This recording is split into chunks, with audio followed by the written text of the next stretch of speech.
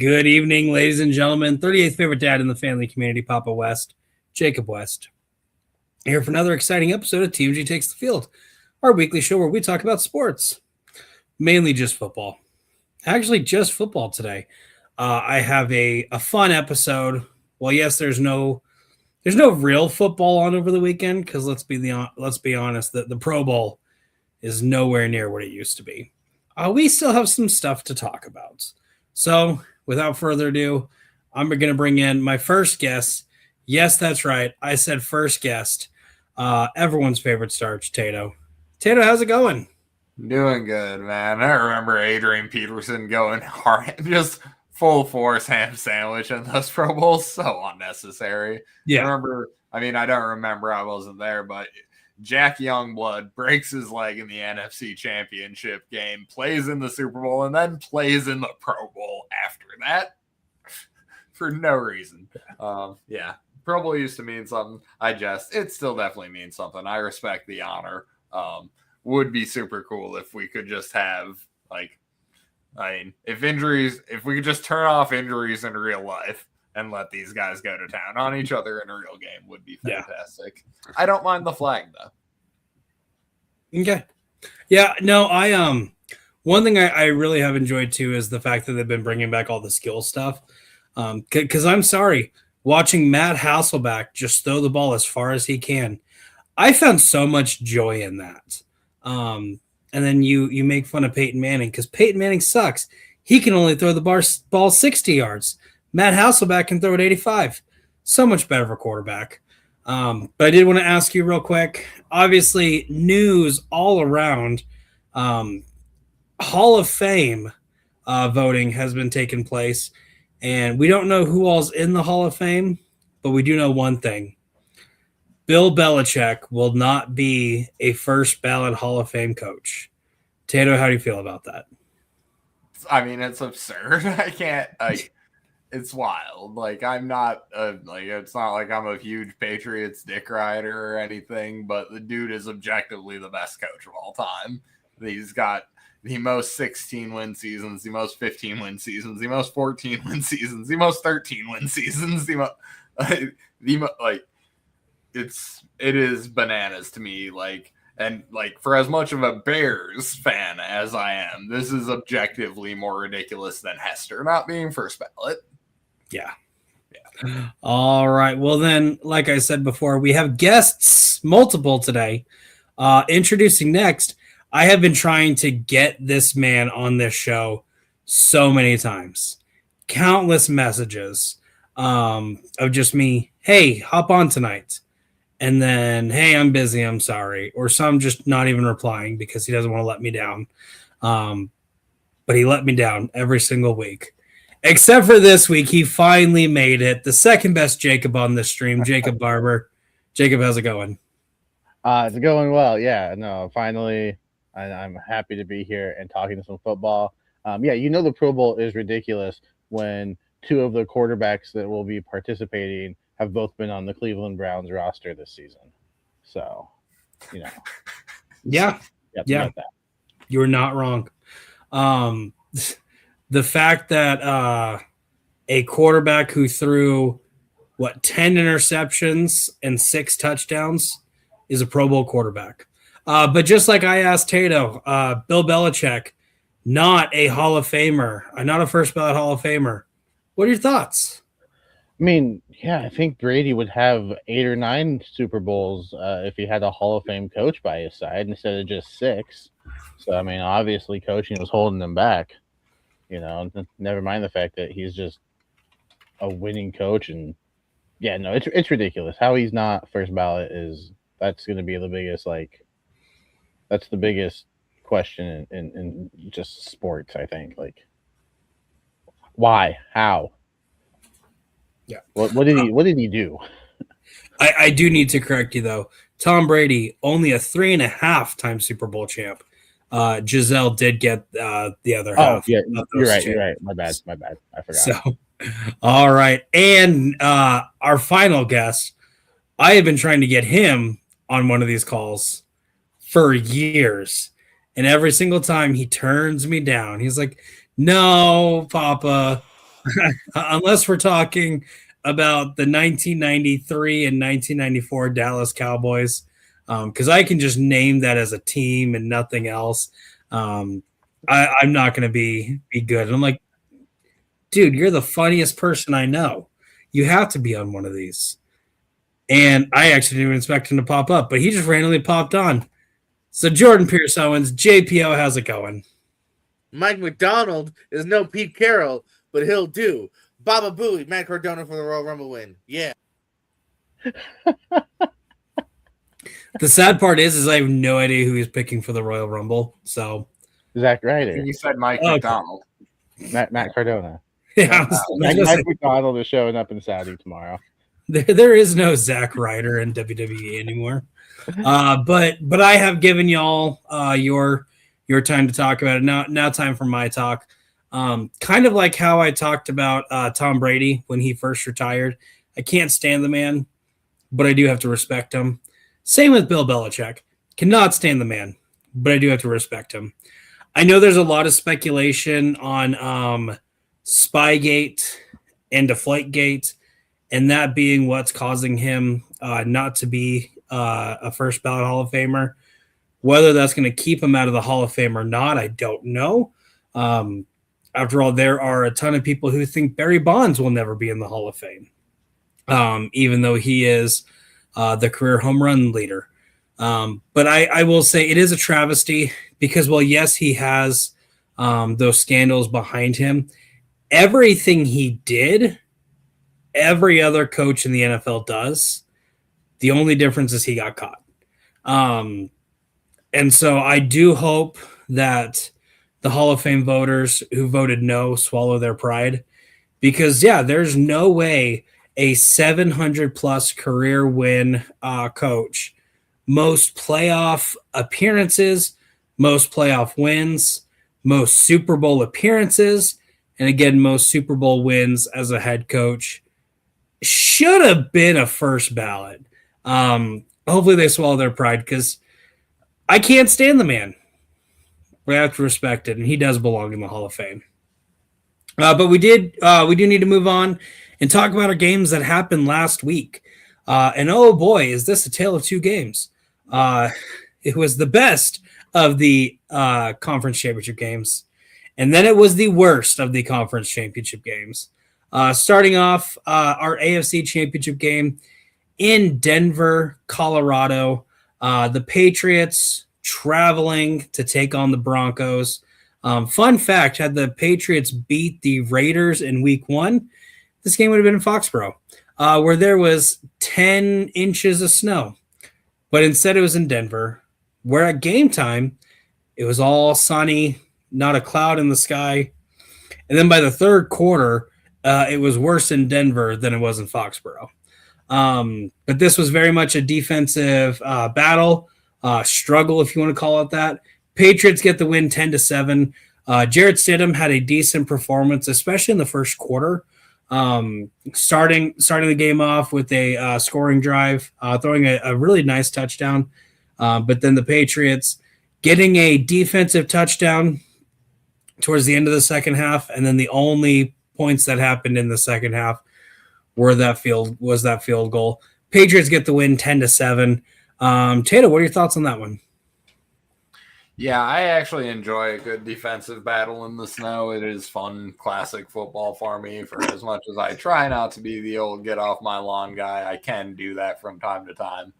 So I didn't mind it too much when it became snowy. And obviously, the players are going to struggle to some degree, especially when you're just not when you're playing two different games in one game. It is extremely hard to prepare for both situations. So shout out to both teams. Shout out to all the coaching staff on that one. Good football game from my perspective, even though it wasn't the most exciting, flashy game. And Jacob, any thoughts on this game? Yeah, it's kind of unfortunate because I don't think this is the Patriots team that we're going to see in the Super Bowl. It's just, a matter of, circumstance and your setting. But it was, I like points. I like points being scored. I like touchdowns, but it's nice to switch it up every once in a while, get a nice defensive struggle as you put it. And like I was just waiting for somebody to rip off like just one big play in the snow, and but I'm excited for different reasons because 12 years ago, it still lives rent free in my head, and so I'm ready to correct that. Well, get ready to sign a new lease because that play is it's been going on consistently this last week. It's gonna be played so much more. Probably is gonna be played 7 times during the actual game itself. And God forbid the Seahawks have the ball down by 3 points with seconds left on the goal line. Because whoever's commentating that game. Now, I remember the last time we saw this exact scenario pan out. Let's see if they do it again. But no, I definitely agree with y'all on sentiments.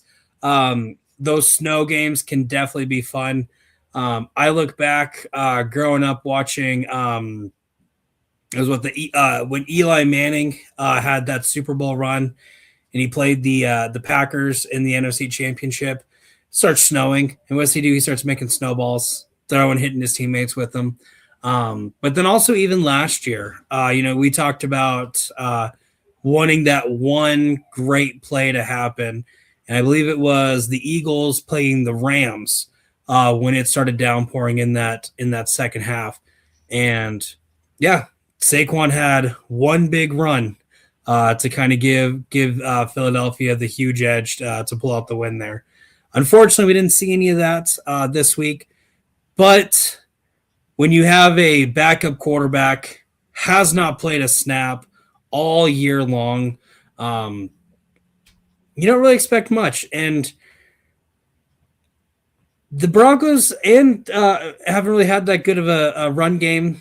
Patriots have had a better one, and you saw they were able to get down the field quite a bit. Just that defense was too much for them to capitalize on too much. But yeah, the Patriots are representing the AFC in the Super Bowl. Then we move on that night, the NFC Championship game, the Seahawks versus the Rams. Huge offensive battle, multiple touchdowns scored, both quarterbacks over 300 yards passing, each 3 touchdowns. But the Seahawks get the win 31-27. Jacob, any thoughts on that game? Oh yes, as a Seahawks fan, I loved this game. Huge respect to the Rams. The Rams, arguably a top 3 team in the league, despite them being number 5 in the conference. That's just how the seeding goes. But I knew it was going to be a battle just based off their previous encounters in the regular season. I love that the Seahawks road to the Super Bowl was both division rivals. I think that was fantastic, and just hey, we run the West this year. By the way, 41-6. Oh, I love that game. We're not talking about that game. I know, but San Francisco, back off. No, if you would have told me that Sam Darnold would have identical stats to Matthew Stafford, I would have said you're crazy. They're going to win this game because of their run game. That's what it's been, and their defense. No, it was Sam Darnold had them in the game from the beginning. It was back and forth. Some key mistakes by the Rams. Yeah, some penalties on the Seahawks side. Like it kept it close, and down to that final pass to Puka, who unfortunately came down inbounds. Who knows what would happen if he was able to get out with 3 seconds on the clock. But no, Walker had a great game. I was curious how that was going to go with Charbonnet out now. But he stepped up, made big plays when he needed to. Darnold made big plays with his arm. The defense stepped up. Not the defense that we're used to seeing from Seattle, but they stepped up, made plays when they needed to.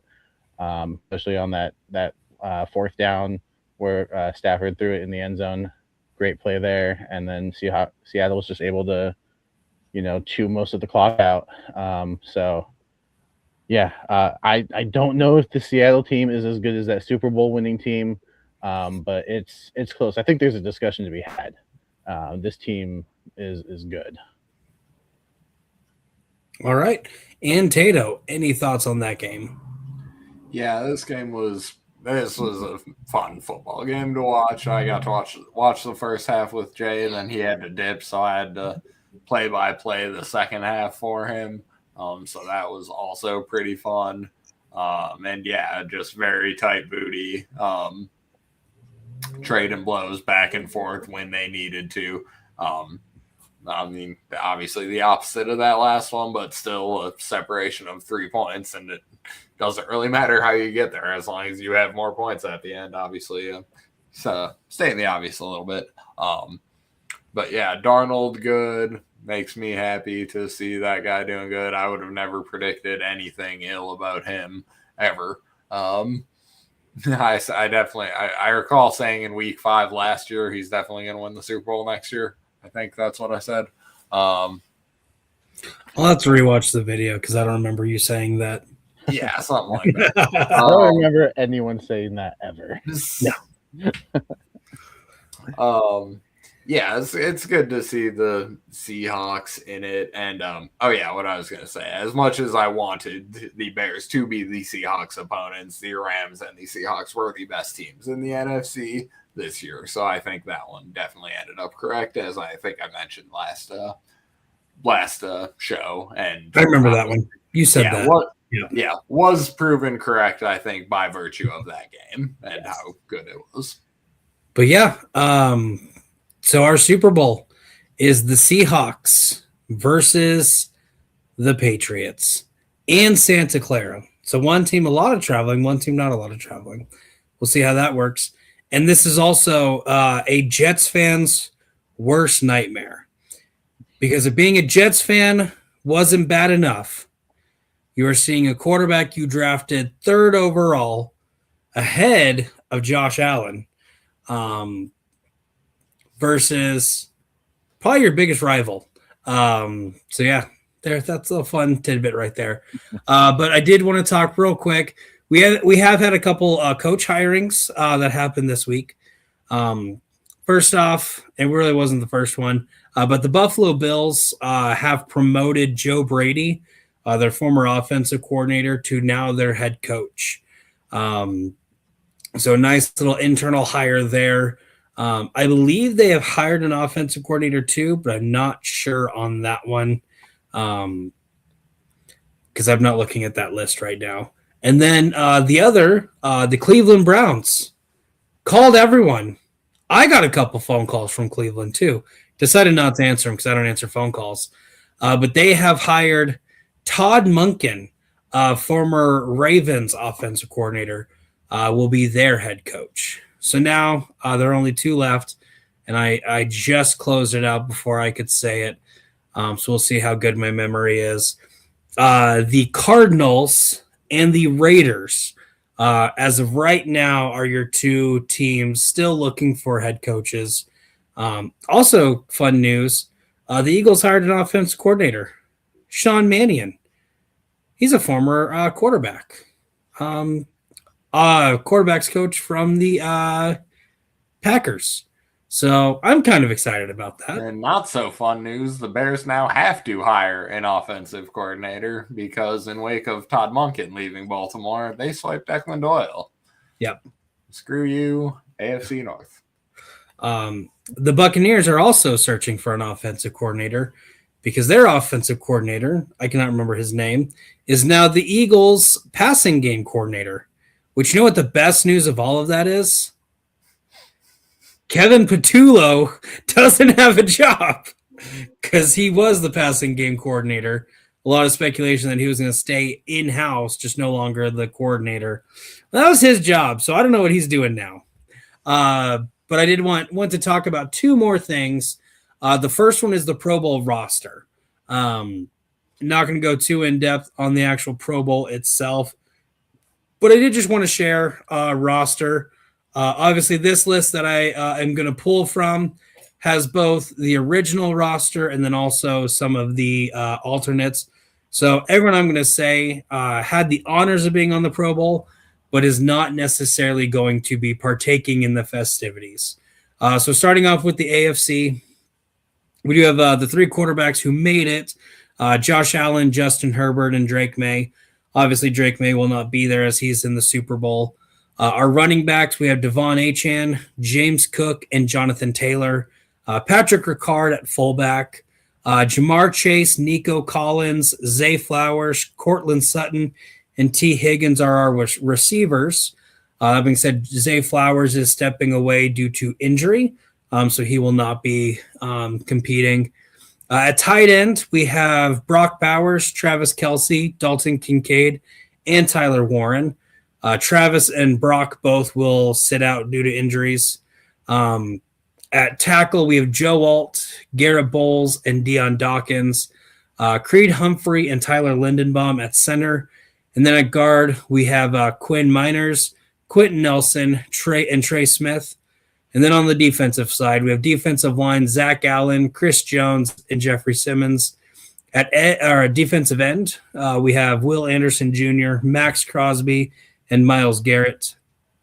At outside linebacker, Nick Benito, Tuli Tupilotu, and TJ Watt. Inside linebacker, we have Aziz Al-Shaair, Roquan Smith, and Devin Lloyd. Cornerback, Christian Gonzalez, who's in the Super Bowl, Derek Stingley, Patrick Surtain, Denzel Ward, and Kamari Lassiter. At safety, we have Jalen Ramsey, who will not be partaking due to injury, Kyle Hamilton, Derwin James, and Kalen Bullock. Kicker, we have Dicker the kicker, Cameron Dicker. Punter, Jordan Stout. Kick return, Chimere Dike, Ben Skoranek, and then at long snapper, Ross Matisic. How did Cam Little not make the Pro Bowl in the preseason? I don't know. Because he's in the same division as Dicker the kicker. That's why, Tato. And then for the NFC, we have Sam Darnold, Dak Prescott, and Matthew Stafford, and Jared Goff at quarterback. Again, Sam Darnold will not compete due to being in a Super Bowl. What? Sam Darnold in the Super Bowl? That's crazy. At running back, we have Jahmyr Gibbs, Christian McCaffrey, and Bijan Robinson. Kyle Juszczyk at fullback. Receiver, Puka Nacua, George Pickens, Jackson Smith, and Jigba. Again, will not be playing. Amon-Ra St. Brown and CeeDee Lamb. George Kittle at tight end, although he is not playing due to an injury, and Trey McBride. At offensive tackle, we have Penei Sewell. Center, Drew Dahlman and Cam Jurgens. Guard, Chris Lindstrom, Tyler Smith, and Joe Tooney. And then on our defensive line, Jalen Carter, Leonard Williams, who will not be playing, and then Quinnen Williams. Defensive end, Aiden Hutchinson, DeMarcus Lawrence, who will not be playing, and then Micah Parsons, who should be on the list of not playing, but is not on the list of not playing because of injury. So do better. He back. What? Nope, he back. Really? He back for the Pro Bowl. No, I'm talking. No. Come on, Tato. You can't be saying stuff like that. I'm so gullible. He should definitely not be playing because he tore his ACL. Do better, sportingnews.com. At outside linebacker, Brian Burns, Jared Verse, and Byron Young. Inside linebackers, Zach Bond and Jack Campbell. And then at cornerbacks, we have Cooper DeJean, J.C. Horn, Quinyon Mitchell, who will not be competing due to injury, Devon Witherspoon, who will not be competing due to being in the Super Bowl, Nashawn Wright, Kysene Nixon, Kevin Byard, and Antoine Winfield Jr. and Budda Baker at safety. Brandon Aubrey is your kicker. Tress Way is your punter. Rashid Shaheed is listed at kick return, but again will not be playing. Then you also have Luke Gifford and that long snapper, John Weeks. Now, I do also have the list of alternates. For the AFC side, Jaguars inside linebacker Devin Lloyd is replacing TJ Watt. Shadur Sanders is replacing Drake May. Joe Flacco was added, but there's no reports on who he's replacing, if he's replacing anyone. T. Higgins will be replacing Zay Flowers. Dalton Kincaid will be replacing Travis Kelce. Tyler Warren will be replacing Brock Bowers. Kamari Lassiter is replacing Christian Gonzalez, and Kalen Bullock will be replacing Jalen Ramsey. And then in the NFC side, Jake Ferguson will be replacing George Kittle. Nashawn Wright will be replacing Quinyon Mitchell. Kaishawn Nixon will be replacing Devin Witherspoon. Jared Goff is replacing Sam Darnold. CD Lamb is replacing Jackson Smith and Jigba. And then Jalen Hurts will also be in at quarterback. But again, nothing revealing who he is replacing. So there is your list of Pro Bowlers, both official roster and then kind of some of the replacements on there. And I hate to do it, but we need to talk about Shedeur. In what world is Shedeur Sanders a Pro Bowler? This one, apparently. What happened there?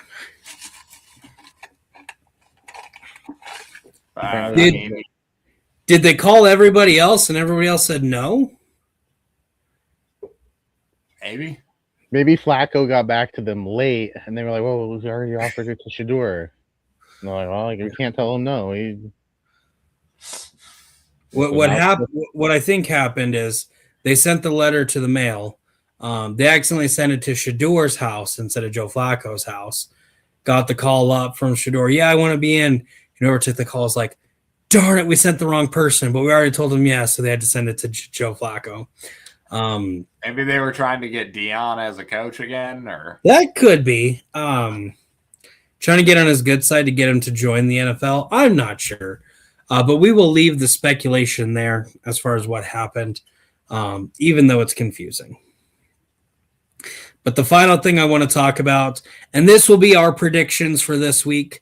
We will not be predicting the Super Bowl. That will be next week, Friday at whatever time I decide to do this at. I have no idea what I'm going to pick for the Super Bowl. It's a tough choice. I'm in the exact same boat because I can't stand one team. So we do have next Thursday NFL honors where a lot of awards will be handed out to. I have the list of all the awards and all the finalists for it. So I'm going to go over the award, who's up for it, and then we're going to go through predictions, who we think gets it. So AP, most valuable player, because of course we got to do the best first, because there's no suspense in TMG Takes the Field. So our MVP finalists are Josh Allen, Trevor Lawrence, Drake May, Christian McCaffrey, and then Matthew Stafford. Tato, who do you have winning the MVP this year? I have the old man slightly edging out the young gun, even though that one is going to the Super Bowl and the other one will be sitting at home after this weekend. I do think it is Stafford's turn at this one. And I mean, yeah, it's a little different than the Oscars. I don't really do like career achievement MVPs, but this, I mean, he had the season to have the MVP, and he definitely deserves it. So, Matty Stafford. All right, and Jacob, who is your pick?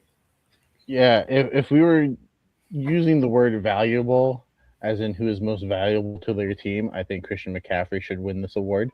But it's never given to who should win the award based on the definition of valuable. So yeah, it's Matthew Stafford. He's had an incredible season. He absolutely deserves it. If Christian McCaffrey led the 49ers to the number 1 overall seed, I do think they would give it to him. But I am actually going to go opposite what y'all are saying. I'm going to go with the other person everyone thinks is going to win it, and that's Drake May. I mean, really looking at their seasons, they both have had very similar seasons. They both have had very high highs, not necessarily any low lows, but they've had a couple struggles. And they say MVP is a regular season award and not a full season award. But there's a reason Josh Allen got it last year as opposed to Lamar Jackson, when Lamar probably had the better season. And that's because Josh Allen beat him. And while the the Rams and Patriots did not play each other. One team had a better finish to the season as far as standing, and one team made it a little further. And I definitely think there are just a couple things on that end that is going to give Drake May just enough of an edge in the voters' eyes to give it to him. But that's just me personally. I just have a hard time giving it to anyone who lost to the Raiders. I mean, I can go through that list and find someone who lost to the Raiders, but I'm sure. it is the NFL season. You talk about parity. One of the best teams got absolutely embarrassed by the worst team. Next, I have it's the AP Defensive Player of the Year. Up for this award is Will Anderson Jr., Nick Bonito, Myles Garrett, Aiden Hutchinson, and Micah Parsons. So Jacob, I'm gonna 5, 4, 3, 2, 1. Myles Garrett. Myles Garrett. Yeah, you're not wrong. I was gonna go there too, but I was gonna try to give Jacob some thunder. Jesus, Tato. No, Myles Garrett breaking the record. It would be an absolute abomination if they give it to anybody else. Are you not going to do it? No? What? It would be like Belichick not being a first ballot Hall of Famer. No, I wasn't going to do it. No, it would be like if he doesn't get it, Myles Garrett's going to stand up and break the record for most sacks in a game by sacking everyone in attendance for not getting it. So there you go. There's my bold prediction of Myles Garrett sacks, because it would not be an episode of TMG Takes the Field without one. So I guess since we're not going to actually do predictions there, thanks, Tato. We're going to move on to AP Offensive Player of the Year. Up for this award, we have Drake May, Christian McCaffrey, Puka Nacua, Bijan Robinson, or Jackson Smith and Jigba. Jacob, who do you think is going to win this one? This one, it's actually as close.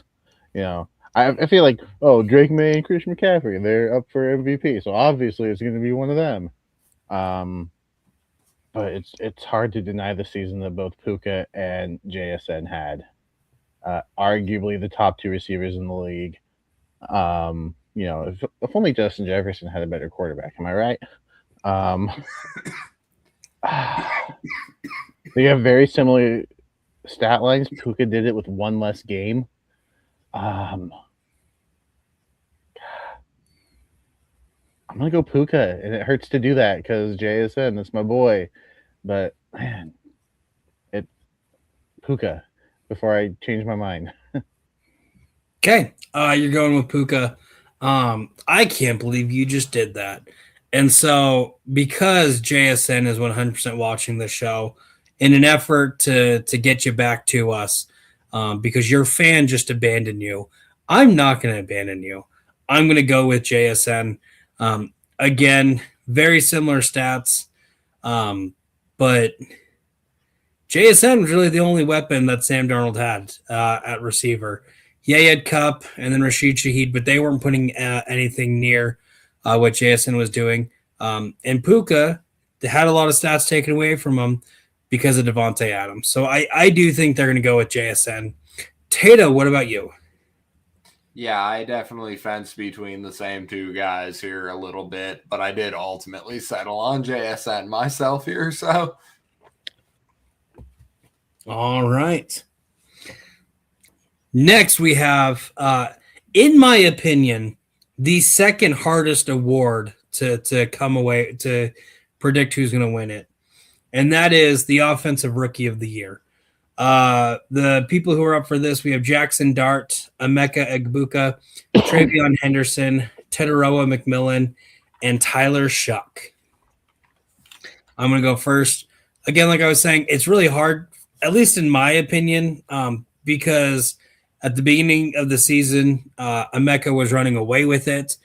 And then it was like week 5 or 6, he just disappeared.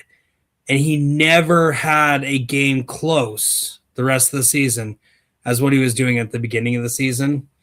And then you have Jackson Dart, kind of had that sensational run for a little bit, but was always hyped up, even though the Giants never really did anything this year.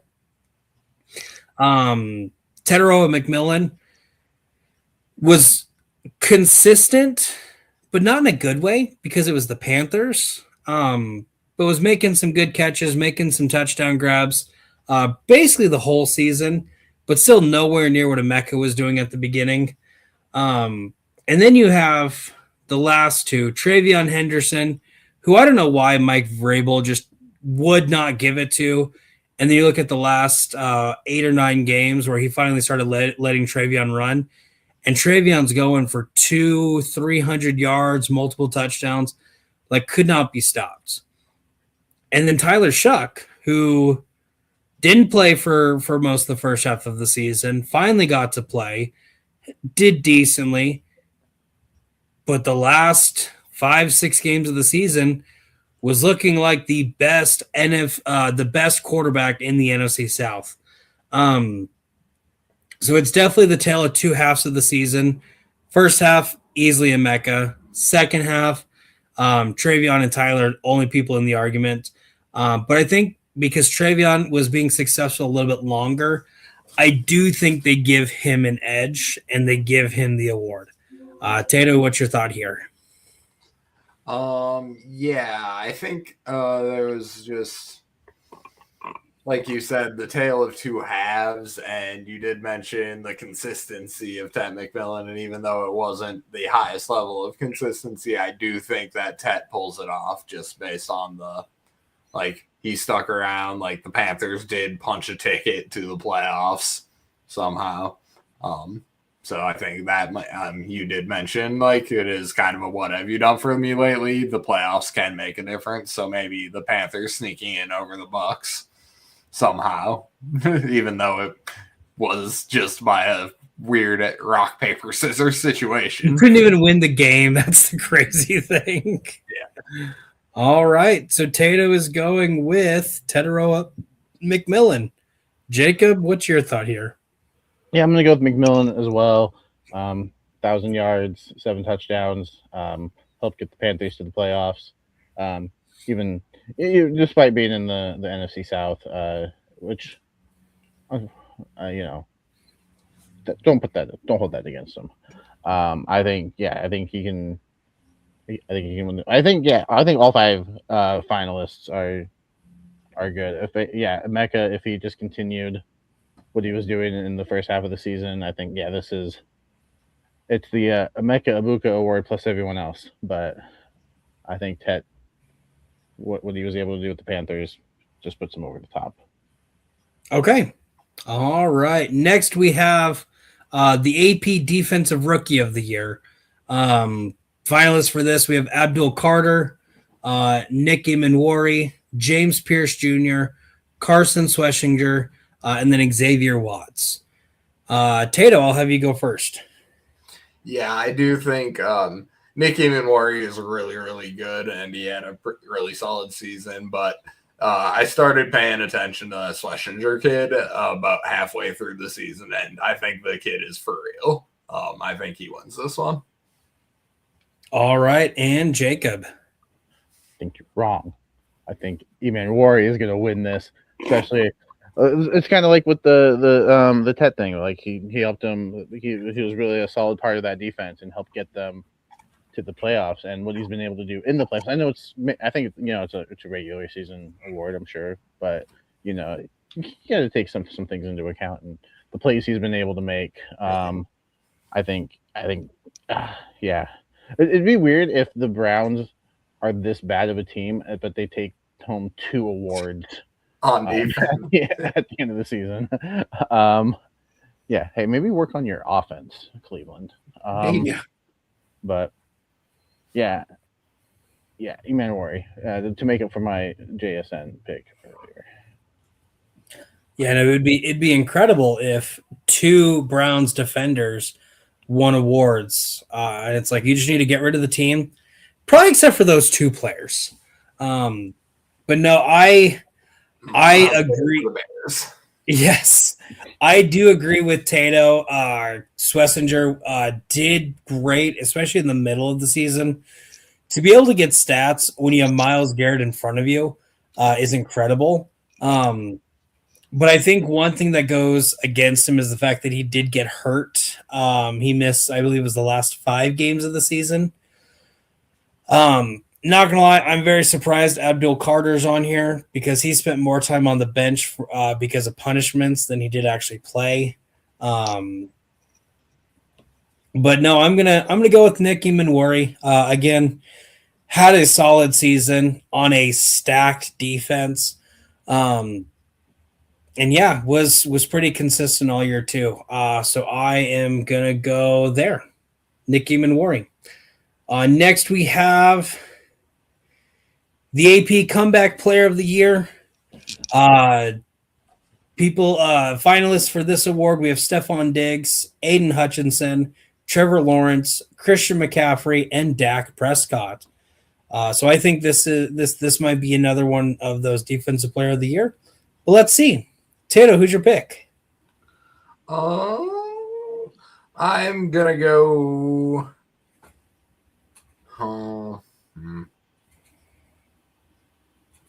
CMC played 17 games.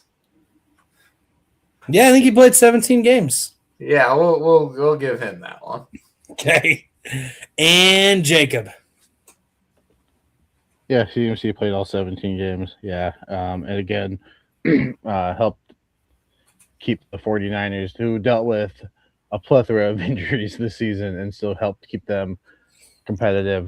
Trevor Lawrence also played all 17 games and helped lead the Jaguars to the playoffs after only playing 10 games last season, threw for over 4,000 yards. I think it's between those two, helping get their teams to the playoffs. I know Stephon Diggs too, but I'm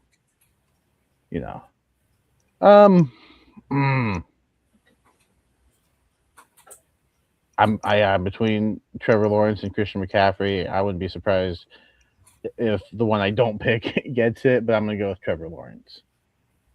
Okay. I'm going to go with Christian McCaffrey. To miss almost every game last year, except for like 2, I think, to again playing every single year. Like if I were to tell you every single starter on the 49ers offense and defense is going to suffer at least one major injury and be out for multiple weeks, anywhere from 4 to 12, except for one. Who is that one person that you would say does not get injured this year? I can tell you who you're not going to say. That's not going to be Christian McCaffrey. And yeah, it's incredible. He played. He stayed healthy all year, and really was the lifeblood of that team. Who, again, every other starter suffered some sort of injury, and he was consistently there to really give that team some wins that nobody saw them winning. Mac Jones went 4-0 as a starter for him. Nobody saw that coming. He wouldn't have done it without Christian McCaffrey, though. I don't see a world where he doesn't win that one, and that's kind of why I don't think he wins Offensive Player of the Year, is because they're going to give him that one. But next we have Coach of the Year. Finalists for this award: Liam Cohen, Ben Johnson, Mike McDonald, Kyle Shanahan, and Mike Vrabel. Jacob, I will have you go first. Yeah, and I'm looking at all 5 of these teams, and I think before the season started, you would have expected for sure one of them to be in the playoffs, and that's the 49ers. Not all 5 of them. So I think this one's tough. What Shanahan was able to do despite all the injuries and still lead them to a 12-5 record, I think is incredible. But I'm a Seattle Seahawks fan. I cannot go with Kyle Shanahan. It's just there's principles here. I think those late season games, I think that head to head, I think tipped it in. And you can call this a homer pick all you want. I'm going Mike McDonald. Nobody expected the Seahawks to be the number 1 seed. Nobody expected them to be this good.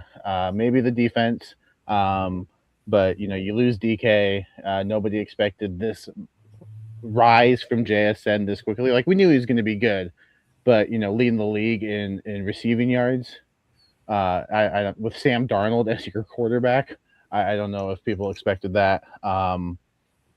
Lead that with that defense, number 1 seed, the best point differential. Like, I think he has a lot to do with that. I wouldn't be surprised to see any of these 5 win. I'm going Mike McDonald. All right, now I get to go next. And yeah, you look at that list, and I wouldn't be surprised if people said Mike Vrabel at the beginning of the year too would bring the Patriots to the playoffs. I was thinking a little more last wild card spot, but that was I actually think I had him missing, but again by like 1 or 2 games. But I do think in the world of the NFL, there are some coaches who just do not get this award because they have proved time and time again they're a phenomenal coach. And I do kind of think Kyle Shanahan falls under that basket of no matter what, even if he basically is playing 3rd or 4th string practice squad players and still has success. It's just one of those where he's shown he's too good of a coach. Same reason Andy Reid doesn't get it every year, except for this year. Come on, Chiefs. But I want to look at what team had the best turnaround and really came from nowhere. And again, I said the Patriots had a nice turnaround, but I think a lot of people were expecting them to be tremendously better than what they were last season. The Seattle Seahawks, people were kind of talking about the Seahawks team to be one of those surprise. I heard Rich Eisen say surprise divisional winner. Don't be surprised if they just sneak up because everyone's talking about the 49ers and the Rams. And then the Bears, again, people talking about Caleb having those signs of being a great quarterback. But was anybody talking about the Jaguars? Was anybody expecting them to do anything this year? I was expecting them to Duval. Yes. Darn it, Tato, you took my joke. Shit, sorry. I tried not to take the last one, and then you didn't have it set up, and then I had to do it. And I get it. No, I think a lot of people were expecting the Jaguars to be a top 10 team in draft order, not in overall standings.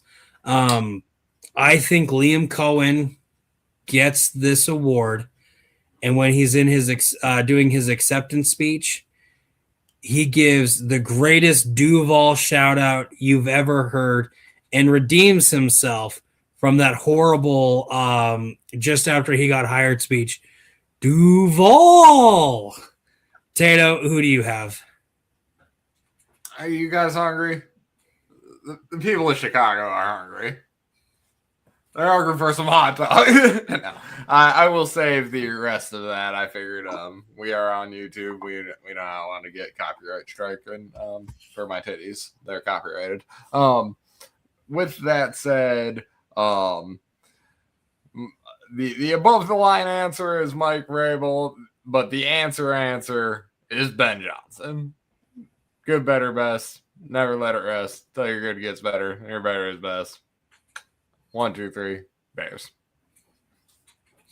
All right. Next, we move on to Assistant Coach of the Year. Finalists for this award: Vic Fangio, Brian Flores, Vance Joseph, Clint Kubiak, and Josh McDaniels. I go first on this one. Call it a homer pick, all you want.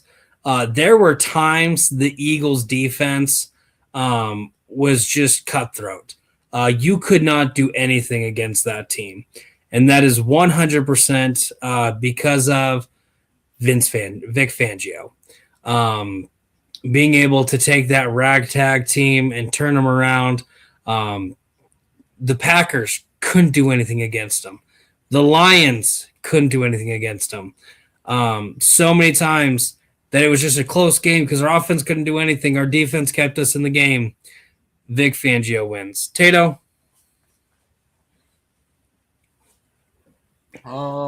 Yeah, I'm pretty sure you're just making this award up, but I'll go with Vic Fangio too. No, I have it on the list. It's on there. It is. I looked it up too. Yeah. From NFL.com. Wait until I tell you the next award. And Jacob. Yeah, it's hard not to go with another homer pick because I don't think anybody expected Seattle's offense to be one of the highest scoring offenses. But yeah, no, Philadelphia's defense, like you said, at times just looked lethal. And if Seattle's defensive coach was here, so yeah, I'll agree with Vic. I'll give it to him. All right. And now the pick or the award that Tato thinks is made up. I think it's called the I did not take a screenshot of the name of the award, just who's in it, but it's essentially the Best Protector Award, presented by Allstate too. Best Lineman. This is the first year they're giving out this award. I am so mad because last year all 5 finalists would be the Eagles' offensive line.